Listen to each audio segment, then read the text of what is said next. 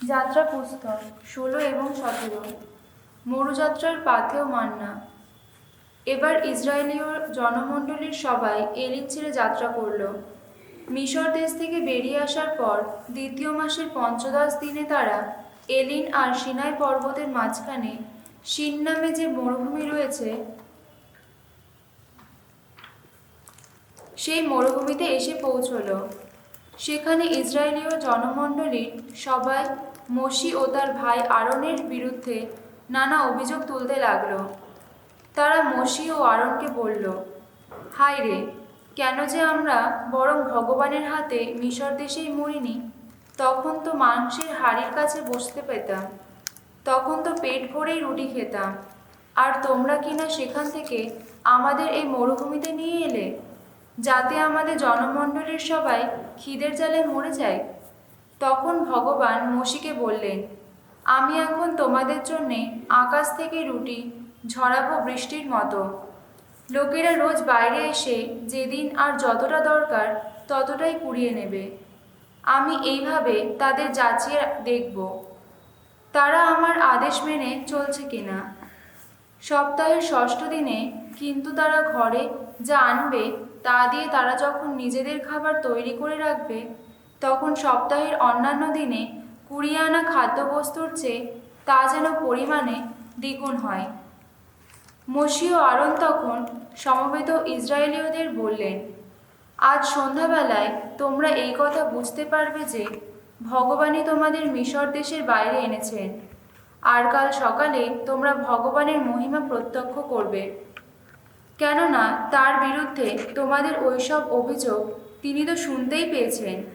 হাজার হোক, এই আমরা কে যে আমাদের বিরুদ্ধে তোমরা অভিযোগ আনবে। মোশি আরও বললেন, আজ সন্ধ্যাবেলায় ভগবান নিজেই তো তোমাদের মাংস খেতে দেবেন, আর কাল সকাল আশ মিটিয়ে খাবার মতো রুটি দেবেন তিনি। তোমরা তার বিরুদ্ধে ওই যে সব অভিযোগ তুলেছ তা তিনিই তো শুনেছেন। সত্যিই তো, কেই বা এই আমরা? আসলে তোমাদের ওইসব অভিযোগ তোলা তো আমাদের বিরুদ্ধে নয়, ভগবানেরই বিরুদ্ধে।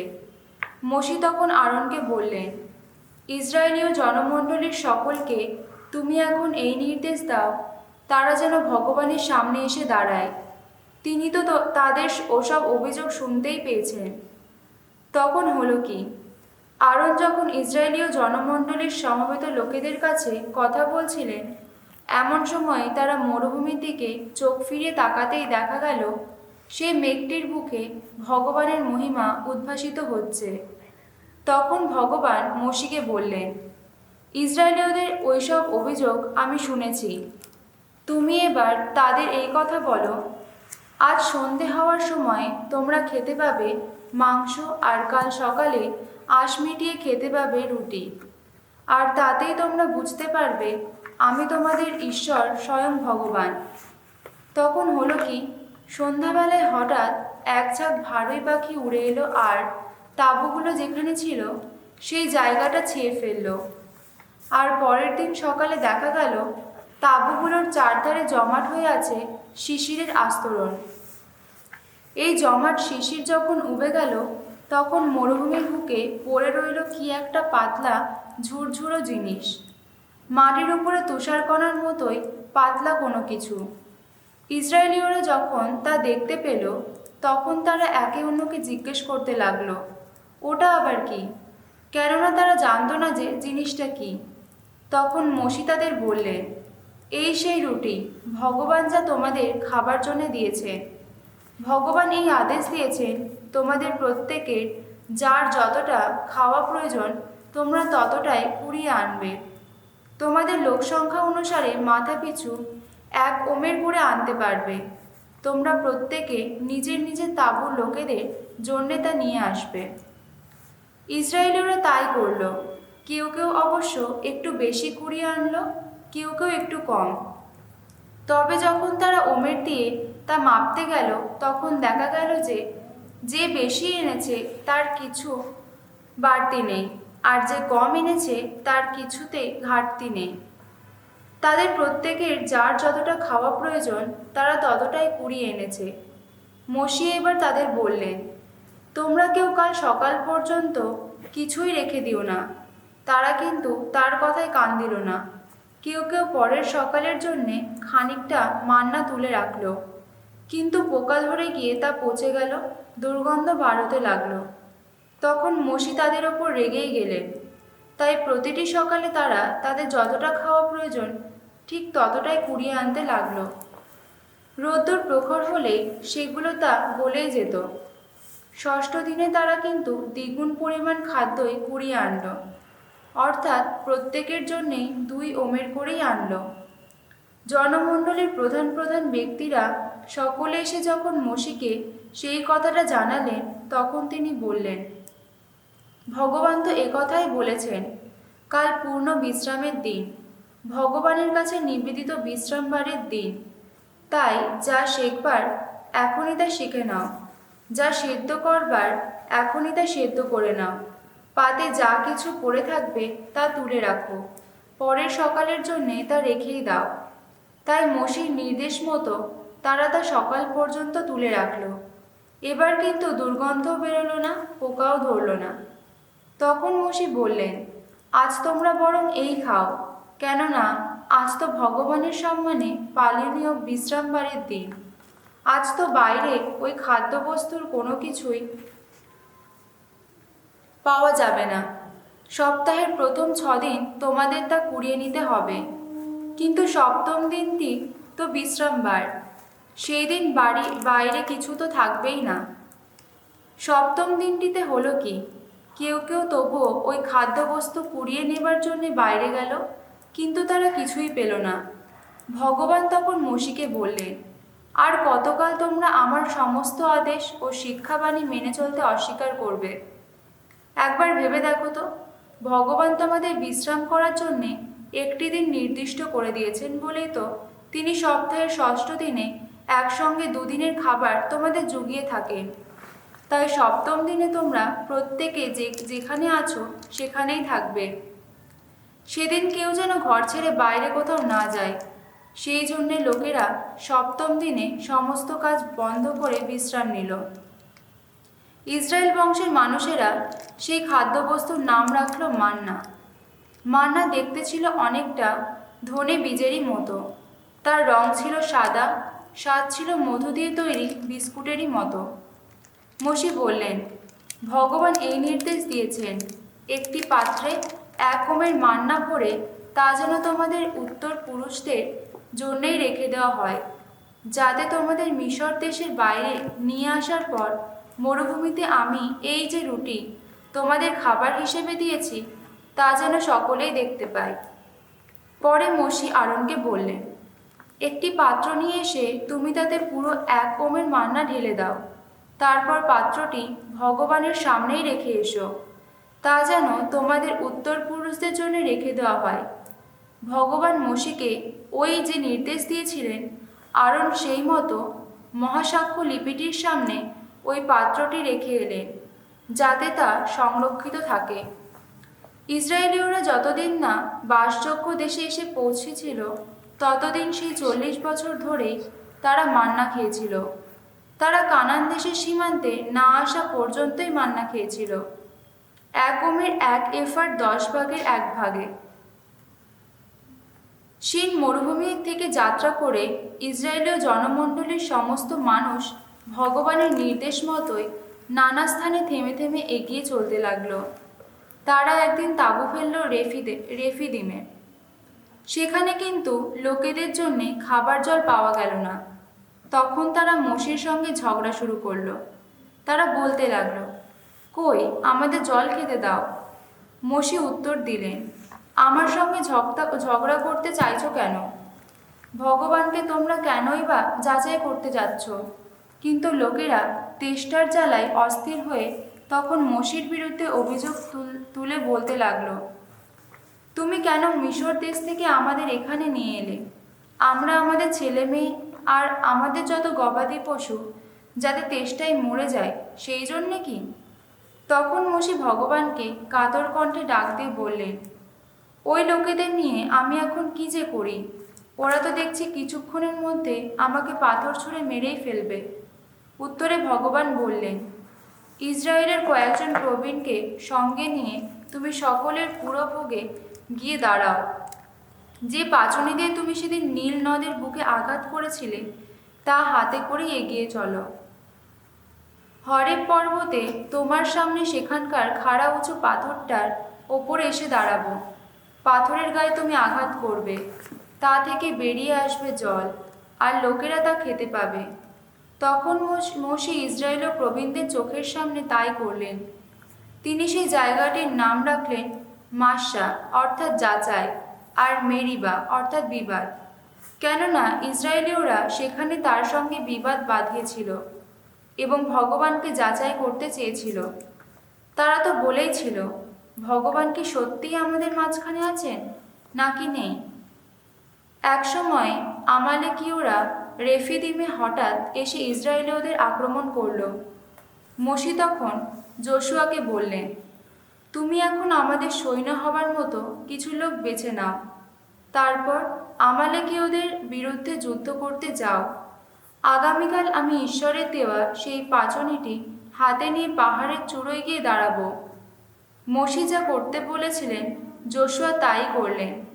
তিনি তখন আমালেকীয়দের বিরুদ্ধে যুদ্ধ শুরু করে দিলেন। এদিকে মোশে, আরন আর হুর পাহাড়ের চূড়োয় গিয়ে উঠলেন।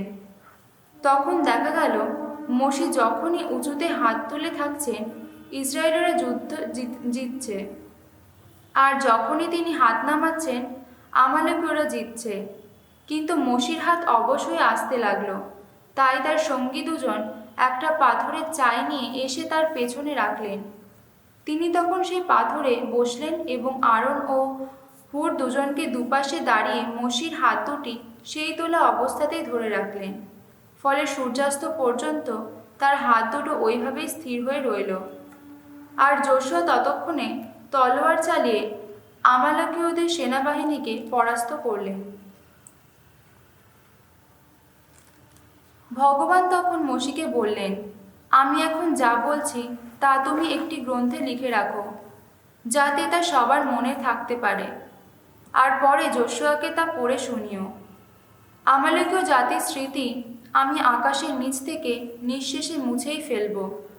মোশে সেখানে একটি বেদি গেঁথে তুললেন। তিনি সেটির নাম রাখলেন ইয়াহওয়ে নিসসি। তিনি বললেন, আমালেকীয়রা ভগবানের সিংহাসনের বিরুদ্ধে হাত উঠিয়েছে যখন, ভগবান যুগের পর যুগ ধরে আমালেকীয়দের বিরুদ্ধে সংগ্রাম চালিয়ে যাবেন।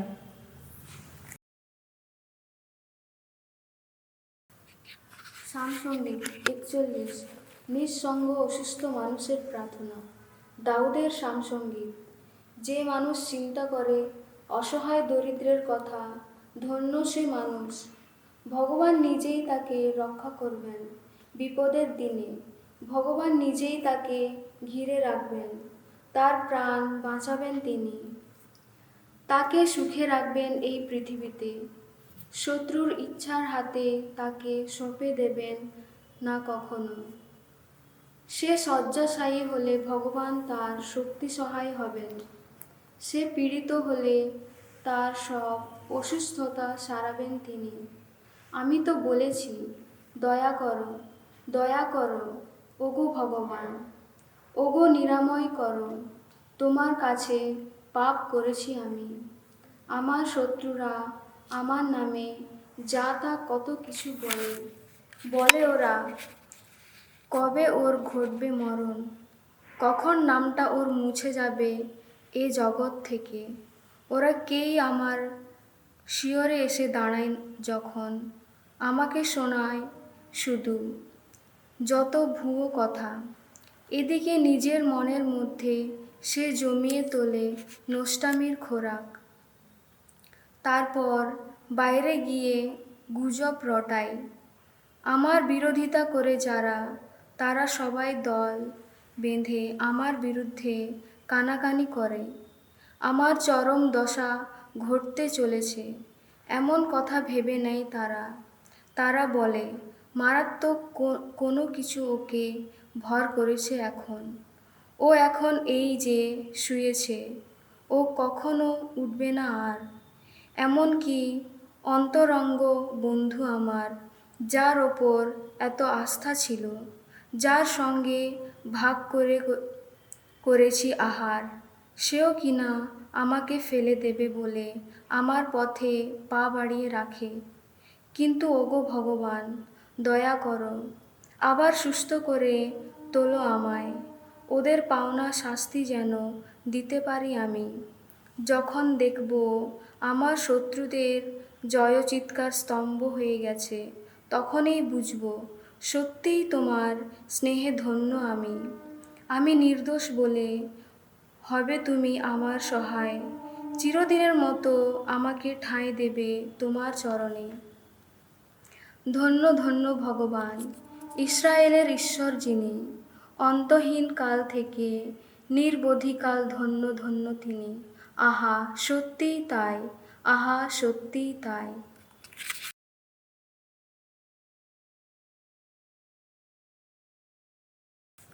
সাধু মতি রচিত মঙ্গল সমাচার, 23 অধ্যায় 1 থেকে 22 পদ। শাস্ত্রীদের ও ফরিসীদের ভণ্ডামি ও অহংকার সম্বন্ধে যিশুর সতর্কবাণী। যিশু তখন সেখানে ভিড় করার লোকদের ও তার শিষ্যদের লক্ষ্য করে এই কথা বললেন। শাস্ত্রীরা ও ফরিসীরা স্বয়ং মোশির আসনে বসে আছেন, কাজেই তারা তোমাদের যা কিছু করতে বলেন তোমরা তাই করো, তাদের কথা মতোই চলো। তারা নিজের যা করেন তোমরা তা করতে যেও না, কারণ তারা বলেন একরকম, করেন আর একরকম। তারা ভারী ভারী বোঝা বাঁধেন আর মানুষের ঘাড়ে তা চাপিয়ে দেন, অথচ নিজেরা একটা আঙুল দিয়েও তা তুলে নিতে চান না। তারা যা কিছু করেন সমস্তই লোক দেখানো। শাস্ত্রবাণীতে ভরা তাদের যত কবচগুলো তারা শুধু হাঁপিয়েই তোলেন, আর নিজেদের কাপড়ের ঝালর তারা লম্বাই করেন। তারা ভোজসভায় সম্মানের স্থান আর সমাজগৃহে সামনের আসন পেতেই ভালোবাসেন, আর ভালোবাসেন হাটে বাজারে মানুষের সশ্রদ্ধ অভিবাদন পেতে এবং তাদের মুখে গুরু সম্বোধন শুনতে।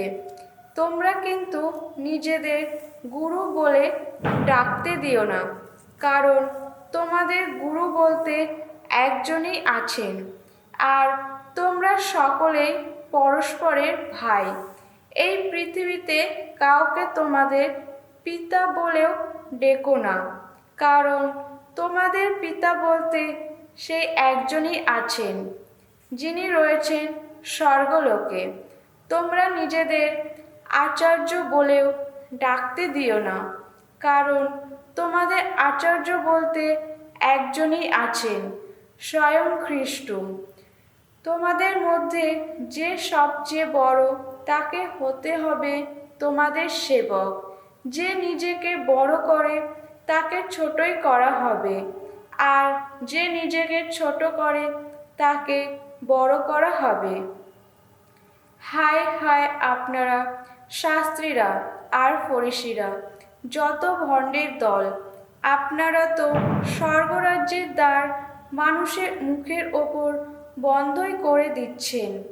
আপনারা নিজেরাও ভেতরে যাচ্ছেন না, আর যারা ভেতরে যেতে চাইছে তাদেরও যেতে দিচ্ছেন না। হায় হায় আপনারা শাস্ত্রীরা আর ফরিসীরা, যত ভণ্ডের দল! একজনকেও যদি ইহুদি ধর্মে আনা যায় সেই আশায় আপনারা তো জলে স্থলে চারদিকে ঘুরে বেড়াচ্ছেন, অথচ কেউ একবার ইহুদি ধর্ম গ্রহণ করলে আপনারা তাকে তো আপনাদের চেয়েও নরকে যাবার দ্বিগুণ যোগ্যই করে তুলছেন। হায় হায় আপনারা যত অন্ধ ধর্মনেতার দল!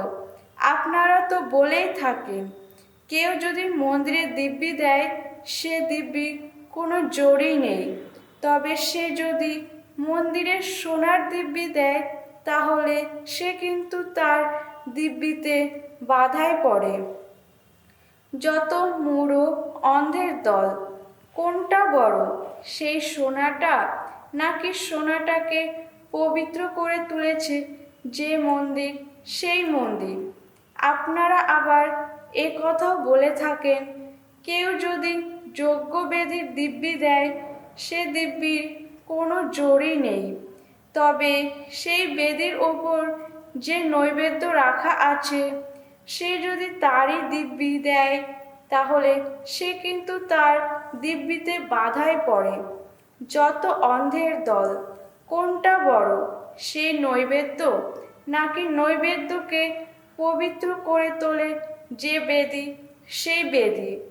আসলে যে লোক বেদির নামে দিব্যি দেয়, সে তো বেদির নামে এবং সেই সঙ্গে বেদির ওপর যা কিছু রাখা আছে তারও নামে দিব্যি দেয়।